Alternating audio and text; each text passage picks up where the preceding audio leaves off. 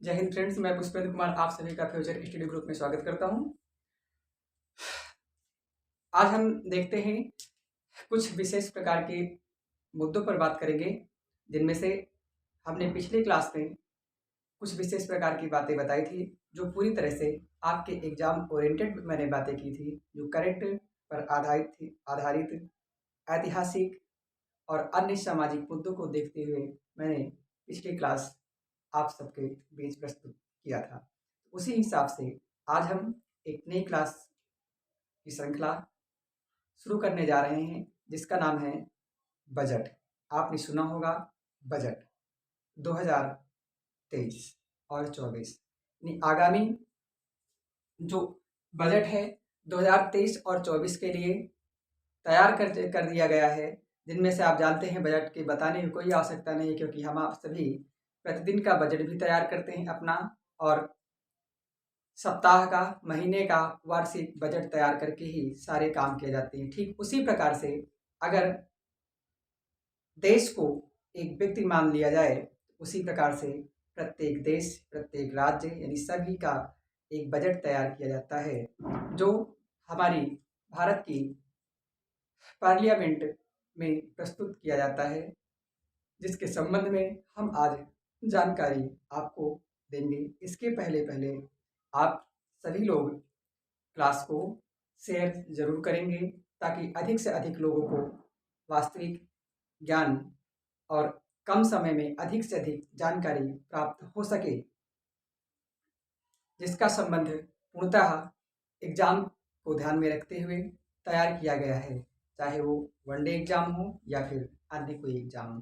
ठीक है, तो आइए देखते हैं। इसके पहले आप एक बार फिर चैनल को यदि आपने सब्सक्राइब नहीं किया है तो सब्सक्राइब जरूर करें, और आपकी क्या प्रतिक्रिया है उसे आप जरूर बताएं। चलिए शुरू करते हैं। देखिए, कहा गया है बजट 2023 और 24। बजट 2023 और 24 ये इस दशक का सबसे अनोखा बजट है। चाहे अनोखा कहें या अद्वितीय कहें या अनुपम कहें, ठीक है, ये सभी सबसे अनोखा बजट है। अब अनोखा बजट क्यों है, अभी मैं सीखूंगा। जिस प्रकार से आप मूवी देखते हैं, बीच में कोई भी इतिहास जो है कालखंड नहीं समझ में आता है, लेकिन अंत में समाप्त होने में पूर्णतः समझ में आ जाता है, ठीक उसी प्रकार से बजट जैसे ही आप कंप्लीट करेंगे पूर्णतः आपको समझ में आ जाएगा। आप समझने की कोशिश करेंगे, उम्मीद करते हैं बहुत बेहतर समझ में आएगा। ठीक है, तो आइए ध्यान देते हैं। और इसके लिए आप यदि मेरी ऑफलाइन क्लासेस चाहते हैं तो आप ऑफलाइन क्लासेस में जरूर आएँ, जिसमें से वनडे के समस्त एग्जाम की तैयारी कराई जाती है, और आरओ, एआरओ, जीआईसी, प्रवक्ता एंड अन्य विशेष एग्जाम की तैयारी शाम को कराई जाती है। आप सभी पूरी तरह से जानते हैं, जिनमें से हमारे पास रायबरेली में एक अद्वितीय पहल के साथ काम किया जा रहा है, जिसमें से आपको इलाहाबाद, कानपुर और रायबरेली के कुछ चुनिंदा अध्यापकों के साथ सबसे कम समय में और बहुत ही कम फीस के साथ पढ़ने का अवसर प्राप्त होगा, जिससे आप अपनी सफलता का परचम लहरा सकते हैं, और आप अपना और अपनों का ध्यान रखने के लिए उनका नाम भी रोशन कर सकते हैं। चलिए आइए समझते हैं बजट। तो देखिए, बजट को जो है, ये जो 2023 और 24 की बात है, इसे अमृतकाल का प्रथम बजट कहा गया है। किसका कहा गया है?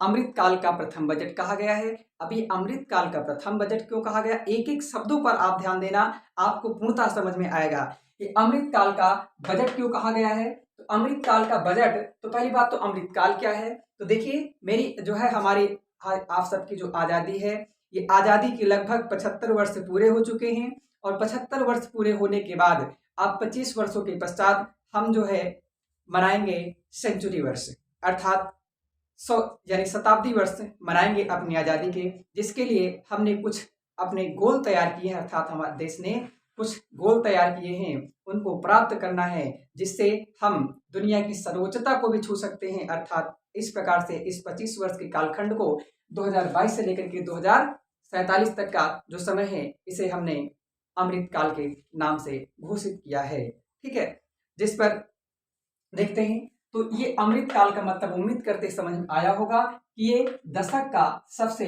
अनुपम बजट है।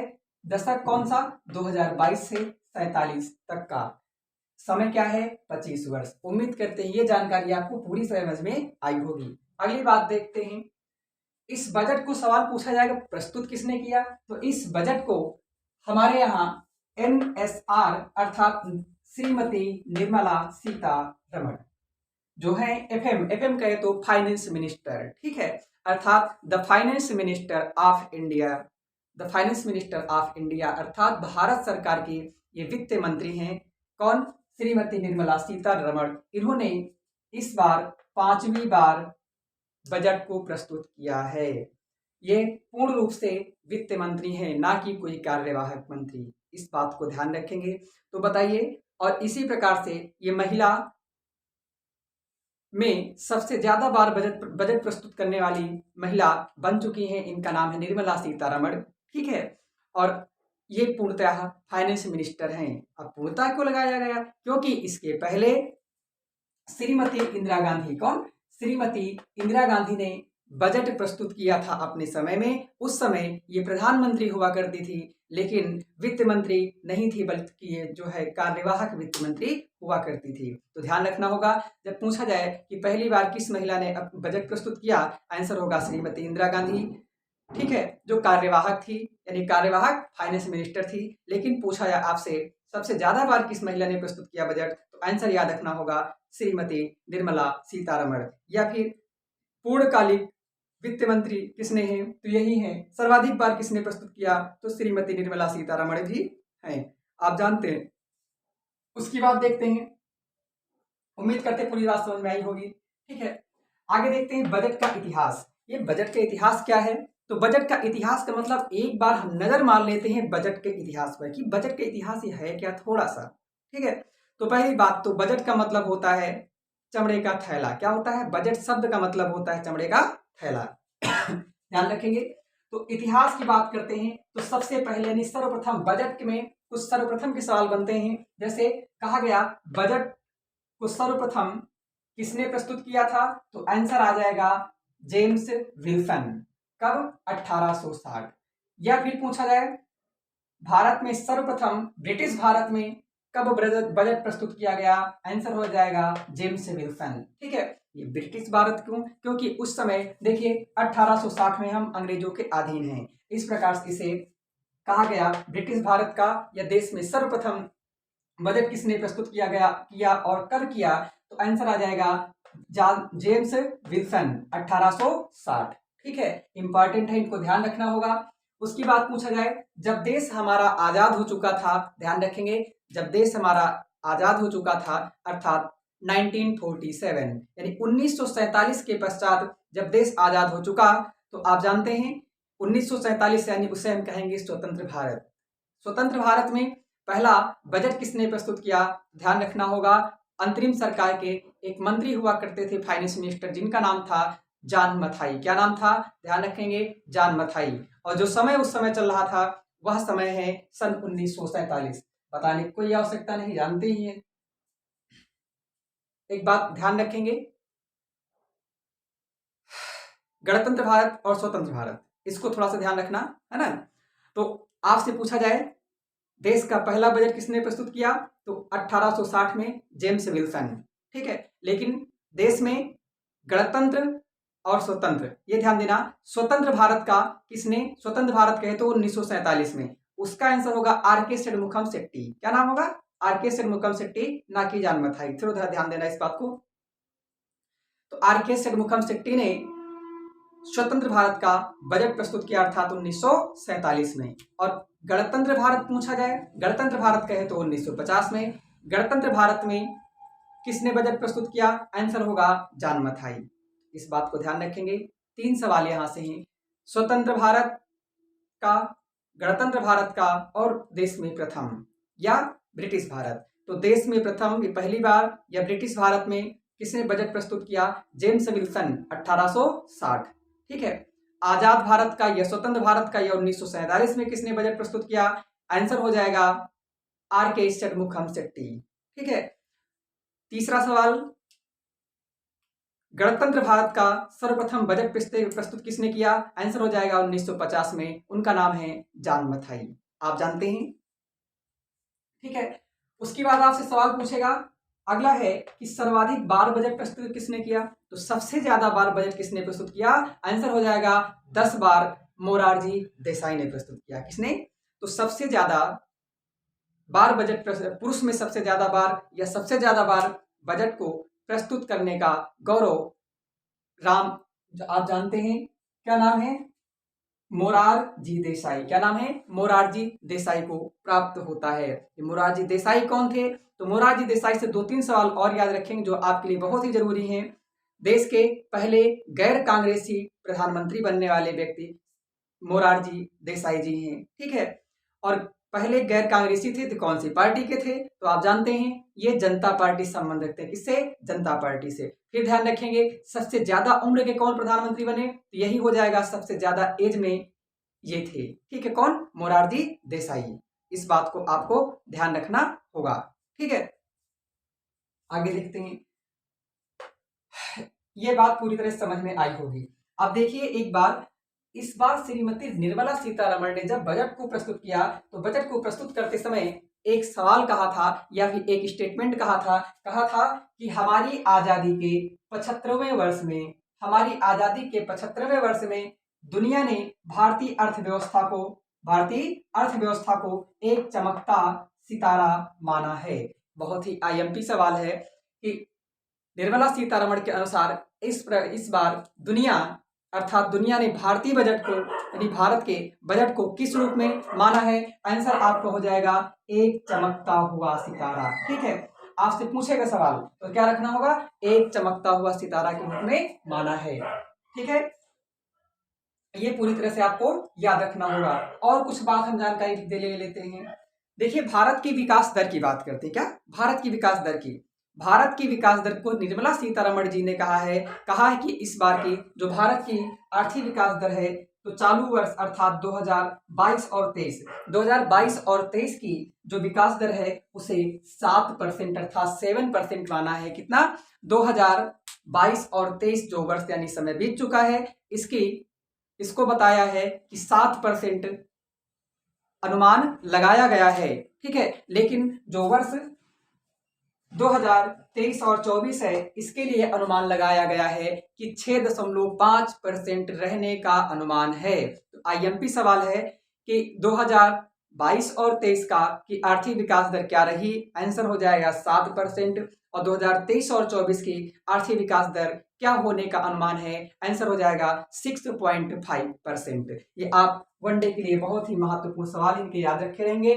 अगला है, इस प्रकार से जो वर्ष है इसमें कहा गया है कि दुनिया में सबसे तेज आर्थिक रूप से बढ़ने वाला जो देश है उसका नाम है इंडिया, अर्थात सबसे तेजी से अर्थव्यवस्था यहाँ की डेवलप होगी, इसका नाम है भारत। ठीक है, और कुछ बात करते हैं अन्य बातों की जिसको श्रीमती जी ने कहा है। देखिए, हम बजट में यहाँ पर क्या है, क्या आलोचनाएं हैं, क्या समीक्षा होनी चाहिए, इसकी मैं बात नहीं करता। इसमें बस मैं वही बात करता हूं जो आपके एग्जाम के लिए बहुत ही महत्वपूर्ण है। बाकी इसमें तो बहुत सारे सिकृत्य ऐसे हैं जो हास्यास्पद भी हैं, वो अलग मैटर है। ठीक है, तो इसके देखेंगे, लिखा है PM गरीब कल्याण अन्न योजना। इसको ध्यान रखेंगे, इसकी थोड़ी सी बात करते हैं। PM गरीब कल्याण अन्न योजना, इसके अंतर्गत इसको श्रीमती जी ने कुछ बात इस पर कही है। PM गरीब कल्याण अन्न योजना, इसका मतलब ये कह सकते हैं गांव में जो 5 किलो मिलता है उसकी बात करते हैं। ठीक है, तो उसके लिए कहा गया सभी अंत्योदय व प्राथमिकता प्राप्त गरीब परिवारों को मुफ्त खाद्यान्न दिया गया है। कितने? तो ध्यान रखेंगे, इसके अंतर्गत क्या किया गया है? सभी अंत्योदय व प्राथमिकता प्राप्त परिवारों को मुफ्त खाद्यान्न, ठीक है, दिए जाने की घोषणा की गई है। कब से? अगले और 1 वर्षों के लिए। तो वह जो है लागू भी हो चुका है 1 जनवरी 2023 से। कब से? यानी 1 जनवरी 2023 से PM गरीब कल्याण अन्न योजना के अंतर्गत और समयावधि बढ़ा दी गई है, अर्थात इसके अंतर्गत जो निःशुल्क राशन मिलता है उसकी बात की गई है। ठीक है, फिर सवाल है कि इसी के लिए कोविड के दौरान यानी कोविड-19 यानी कोरोना वायरस डिसीज के दौरान 80 करोड़ लोगों को 28 माह तक लगातार जो है मुफ्त राशन दिया गया है। इस बात को ध्यान रखेंगे। ठीक है, अब आप समझ सकते हैं कि अब मुफ्त में मिलता है तो आगे क्या है, आगे मंशा क्या है, देश का भविष्य क्या है, हमारा आपका भविष्य क्या है, हम आप सभी समझते हैं। ठीक है, क्योंकि हम आप सभी धीरे धीरे करके साक्षर से शिक्षित की ओर बढ़ रहे हैं। ठीक है, तो आइए थोड़ी सी हम बात करते हैं अंत्योदय। अंत्योदय की बात क्या है? अंत्योदय का मतलब आप देखेंगे अंत्य उदय, अर्थात अंत में भी बैठा व्यक्ति है। कोई भी सरकार की योजनाएं आए तो वो अभी तक जो अमीर वर्ग को, ठीक है, मिल जाता, जैसे कविता ही लिखी गई है, ठीक है, कि देश में डेवलपमेंट हो रहा है, अमीरों का काम अर्जेंट हो रहा है। आपने इसको कभी शायद सुना होगा, तो इसको सुन लेना, बहुत बेहतर कविता है। ठीक है, अभी कुछ समय के पहले जो विशेष प्रकार से हमारा समाज है, इस समाज के परिदृश्य को पूरी तरह से उकेरा गया है इसमें। ठीक है, तो यहीं पर अंत्योदय का मतलब सरकार की पहल है। मतलब कहा गया है कि अंत्योदय, अंत्योदय का मतलब होता है कि देश में अंतिम स्तर पर भी बैठे हुए व्यक्ति को लाभ मिलना चाहिए, ये अंत्योदय है। इसी प्रकार से इसको इसी से संबद्ध रखते रखते एक योजना और है, उसको योजना क्या हम ये कह सकते हैं, विचारधारा, जिसे हम कहते हैं सर्वोदय का सिद्धांत। बताइए सर्वोदय का सिद्धांत किसने दिया था? आप कमेंट करके जरूर बताएंगे सर्वोदय के सिद्धांत किसने दिया, और यह सर्वोदय का सिद्धांत आज समाज में किस आर्टिकल के अंतर्गत दिखाई देता है। ठीक है, और इस पर हम ये भी बता देते हैं, वह उस व्यक्ति ने अर्थात उस जननायक ने ये कहा था कि अगर हमें देश को विकसित करना है या देश को बेस्ट बनाना है तो हमें गांवों की ओर देखना होगा, जो हमारे भारतीय संविधान के किस अनुच्छेद में दिखाई देती है ये आपको बताना होगा। ठीक है, और कमेंट करके जरूर बताएंगे। चलो, तो उम्मीद करते हैं इतनी जानकारी पूरी तरह से समझ में आई होगी। आपको ध्यान रखना होगा 1 जनवरी 2023 से यह व्यवस्था और बढ़ा दी गई है। किसके अंतर्गत आती है मुफ्त राशन? तो प्रधानमंत्री गरीब कल्याण अन्न योजना के अंतर्गत यह आती है। तो पूरी तरह से ये समझ में आया होगा।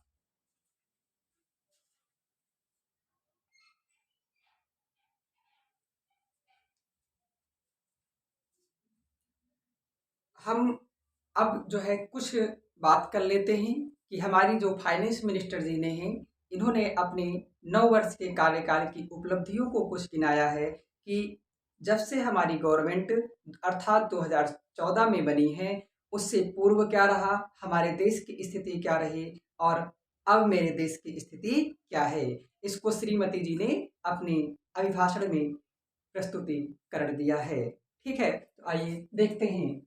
आपसे सवाल का अच्छा ये पूछा जाए कि निर्मला सीतारमण ने अर्थात इस बार कितना भाषण दिया है, तो ध्यान रखेंगे 90 मिनट में 60 पेज। कितने? 90 मिनट में 60 पेज में बजट का पूरी तरह से प्रस्तुतिकरण किया है। ठीक है, आइए देखते हैं 2014 की तुलना में सरकार की उपलब्धियां क्या क्या हैं। इसको जो श्रीमती जी ने अपने अभिभाषण में बोला है उनकी जानकारी कर लेते हैं, जो आपके लिए और हमारे आप सबके लिए बहुत ही महत्वपूर्ण साबित हो जाती हैं। देखिए, जैसे कहा गया है देश में प्रति व्यक्ति इनकम 2014 के बाद 9 वर्षों में 1.97 लाख हो चुकी है। इस बात को ध्यान रखेंगे। और विश्व की 5वें नंबर की अर्थव्यवस्था मेरा देश बन चुका है। अर्थात इसका कहने का मतलब है कि जब 2014 के पहले भाजपा कंपनी अर्थात भाजपा सरकार नहीं हुआ करती थी, तब हम जो है कांग्रेस सरकार जो थी, कांग्रेस सरकार के समय यही बात विश्व की 5वें नंबर की नहीं बल्कि भारत की अर्थव्यवस्था विश्व की 10वें नंबर की हुआ करती थी, उसको हमने 9 वर्षों में 5वें नंबर पर लाकर खड़ा किया है। फिर सवाल एक आएगा कि दुनिया के कौन सा पावरफुल देश को पछाड़ करके इंडिया ने यह स्थान हासिल किया है? आंसर हो जाएगा ब्रिटेन। तो बताइए हमने किस देश को या किस देश की अर्थव्यवस्था को पछाड़ करके दुनिया की 5वें नंबर की सबसे बड़ी अर्थव्यवस्था बने? तो आंसर हो जाएगा ब्रिटेन। ठीक है, ये ध्यान देना। अगला सवाल है योजना। इसमें योजना कुछ है उसके संबंध में चर्चा की है। तो श्रीमती जी ने उसके संबंध में चर्चा की है स्वच्छ भारत मिशन की। स्वच्छ भारत मिशन, ये स्वच्छ भारत मिशन, तो स्वच्छ भारत मिशन के अंतर्गत श्रीमती जी ने कहा है, अर्थात श्रीमती फाइनेंस मिनिस्टर जी ने कहा है कि 11.7 करोड़ हमने शौचालय बनवाए। ध्यान रखना। तो बताइए स्वच्छ भारत मिशन के अंतर्गत 11.7 करोड़ शौचालय बनवाए गए, और बाकी तो आप जानते हैं, ये बताने की कोई आवश्यकता है ही नहीं, है कि नहीं। इसकी शुरुआत, अर्थात ये डेट पूछ सकता है, तो डेट याद रखेंगे कि जो डेट है स्वच्छ भारत मिशन, इसकी शुरुआत 2 अक्टूबर, अर्थात 2 अक्टूबर 2014 से लेकर के 2019 तक ये उपलब्धि हासिल की गई, और इसकी शुरुआत 2 अक्टूबर 2014 को की गई थी। तो बताइए स्वच्छ भारत मिशन की या फिर स्वच्छ भारत मिशन की शुरुआत कब की गई? आंसर आपका हो जाना चाहिए 2 अक्टूबर 2014 को। ठीक है, याद रखना होगा। आपको कमेंट करके बताना है कि इस दिन कौन सी जयंती मनाई जाती है और इसे किस रूप में या कौन से दिवस के रूप में मनाते हैं, और उस दिन किसका जन्म हुआ था और कब हुआ था। ठीक है, जिसका जन्म हुआ था तो वो कब हुआ था, इसे आप कमेंट में जरूर बताएंगे। अगली योजना है उज्ज्वला योजना। क्या? उज्ज्वला योजना। ठीक है, योजनाएं बहुत हैं, लेकिन जिनको श्रीमती जी ने प्रस्तुतिकरण में दिया है उसकी हम बात करते हैं। उज्ज्वला योजना के अंतर्गत बताया कि 9.6 करोड़ एलपीजी कनेक्शन दिए गए। कितने? 9.6 अर्थात 9.6 करोड़ एलपीजी कनेक्शन दिए गए। किसके अंतर्गत? उज्ज्वला योजना के अंतर्गत। इंपॉर्टेंट है, उज्ज्वला योजना की शुरुआत कब हुई? 1 मई।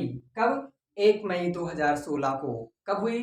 ध्यान रखेंगे, उज्ज्वला योजना की शुरुआत 1 मई 2016 को की गई। और आप जानते हैं 1 मई को ही हम मजदूर दिवस के रूप में मनाते हैं, इसीलिए उस दिन शुरुआत की गई थी। यानी 1 मई को मजदूर दिवस के रूप में मनाते हैं, इसलिए इसकी शुरुआत कब की गई थी? 1 मई 2016 से। कब से? 1 मई 2016 से। आपको ये बताना होगा कि मजदूर दिवस 1 मई को मनाते हैं, तो बताइए तंबाकू निरोध दिवस हम कब मनाते हैं? ठीक है, और इसकी शुरुआत पूछा जाएगा, उज्ज्वला योजना की शुरुआत कहाँ हुई? तो प्रधानमंत्री उज्ज्वला योजना की शुरुआत बलिया से होती है। कहाँ से होती है? बलिया से। ध्यान रखेंगे, प्रधानमंत्री उज्ज्वला योजना की शुरुआत बलिया से होती है। 1 मई सन 2016 को होती है। कितने कनेक्शन दिए गए अभी तक? 9.6 करोड़ एलपीजी कनेक्शन। आपको कमेंट में बताना होगा एलपीजी का पूरा नाम क्या होता है।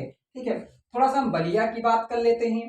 बलिया की बात करते हैं तो बलिया क्या है? तो बलिया उत्तर प्रदेश को अगर इस प्रकार से डिवाइड किया जाए तो उत्तर प्रदेश के पूरब में सबसे पूर्वी जिला हो जाता है बलिया, सबसे पश्चिमी जिला हो जाता है शामली, सबसे उत्तरी जिला हो जाता है सहारनपुर, और सबसे दक्षिणी जिला हो जाता है सोनभद्र। इंपॉर्टेंट है, सहारनपुर किसको टच करता है? सहारनपुर एकमात्र राज्य है जिसका नाम हिमाचल प्रदेश को टच करता है। बलिया बिहार के अंदर घुसा हुआ है। शामली आप जानते हैं ही हैं, शामली हमारी राजधानी को टच करता है। ठीक है, उसी प्रकार से हम सोनभद्र के विषय में थोड़ी जानकारी लेते हैं, बलिया की थोड़ी जानकारी लेते हैं। बलिया से भौगोलिक ये सवाल बनेगा कि जो उत्तर प्रदेश से, जो बिजनौर जिले से गंगा प्रवेश करती है भारत उत्तर प्रदेश में, तो उत्तर प्रदेश के बलिया जिले से ये छोड़ देती है, अर्थात उत्तर प्रदेश के बलिया जिले से ये गंगा जी कहाँ प्रवेश करती हैं? बिहार में। ठीक है, अगला सोनभद्र के विषय में तो सवाल बनता है कि भारत का ऐसा कौन सा जिला है जो सर्वाधिक राज्यों को स्पर्श करता है? कितने सर्वाधिक राज्यों को स्पर्श करता है? आंसर हो जाएगा सोनभद्र। सोनभद्र कितने राज्यों को स्पर्श करता है? इस प्रकार से अगर हम सोनभद्र को मान लेते हैं, ये सोनभद्र है, तो इस तरफ मध्य प्रदेश है, मध्य प्रदेश, इस तरफ छत्तीसगढ़ है, इस तरफ झारखंड है, इस तरफ बिहार है। अर्थात हम ये कह सकते हैं कि मध्य प्रदेश, छत्तीसगढ़, झारखंड और बिहार, ये 4 राज्य हैं जो भारत का एकमात्र जिला है जिसे टच करते हैं। उम्मीद करते समझ में आया होगा। सोनभद्र की थोड़ी सी और जानकारी ले लेते हैं।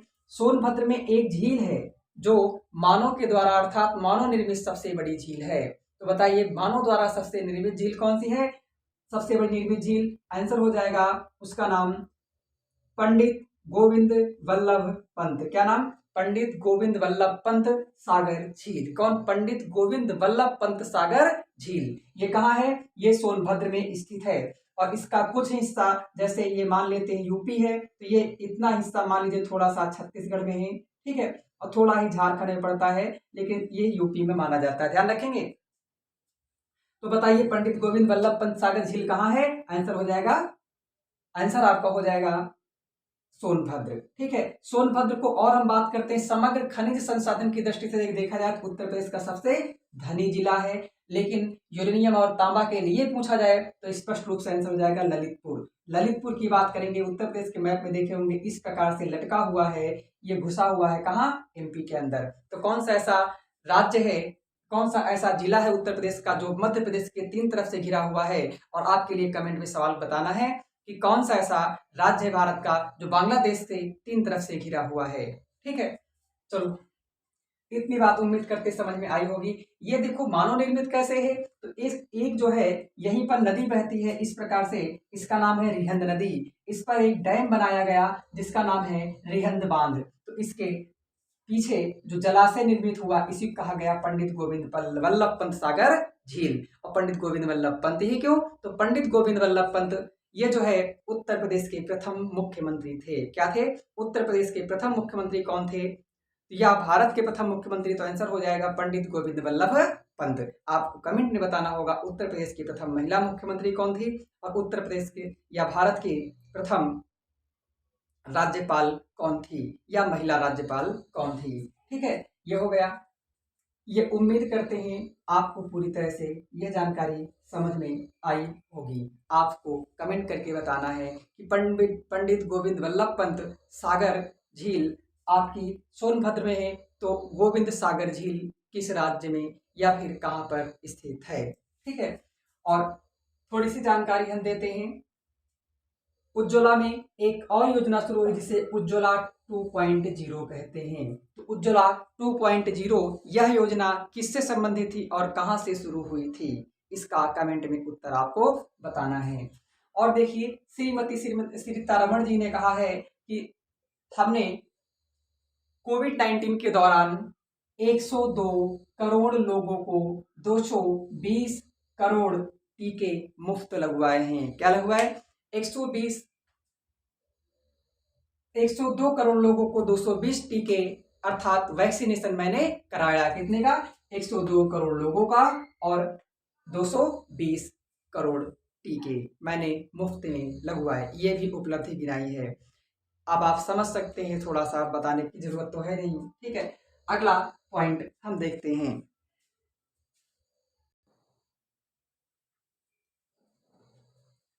अगली योजना की बात करते हैं, प्रधानमंत्री जनधन योजना। देखो प्रधानमंत्री जनधन योजना जिसका जिक्र श्रीमती फाइनेंस मिनिस्टर जी ने किया है, इसके अंतर्गत कहा गया कि 47.8 करोड़ बैंक खाते खोले गए। ध्यान रखना होगा कितने, तो आपको इस बात को पूरी तरह से ध्यान रखना होगा कि कितने खाते खोले गए। तो आपको ध्यान रखना होगा 47.8 करोड़ बैंक खाते खोले गए, इसको श्रीमती फाइनेंस मिनिस्टर जी ने बताया है। आइए इस पे हम बात कर लेते हैं। इसकी शुरुआत कब हुई? तो प्रधानमंत्री जनधन योजना की शुरुआत 28 अगस्त 2014 से होती है। कब से? 28 अगस्त 2014 से होती है। इंपॉर्टेंट है, यह विश्व की सबसे बड़ी वित्तीय समावेशी योजना है।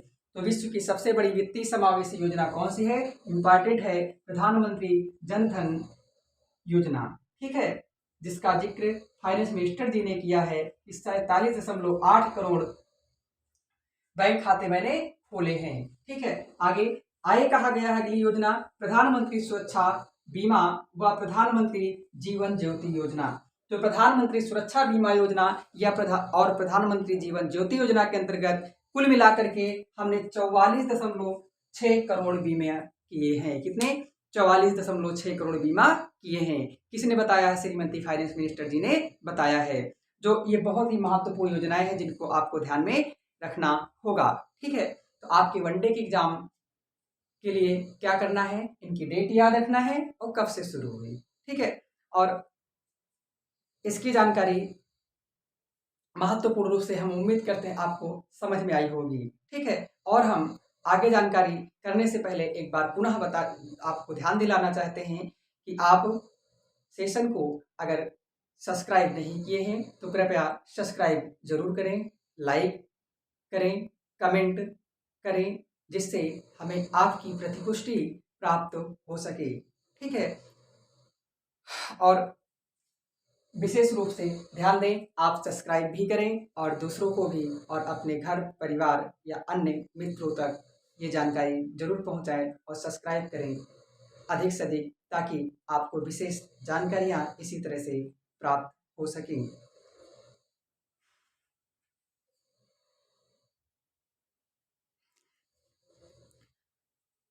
इस प्रकार से इसका अगला भाग अगले भाग में जो शेष बचा हुआ है, अभी आप इसे देखने के बाद आप अगली क्लास जरूर देखेंगे, ताकि आपको मैं विश्वास दिलाता हूँ कि जो बजट से बनने वाले सवाल हैं, कोई भी सवाल आपका नहीं छूटेगा।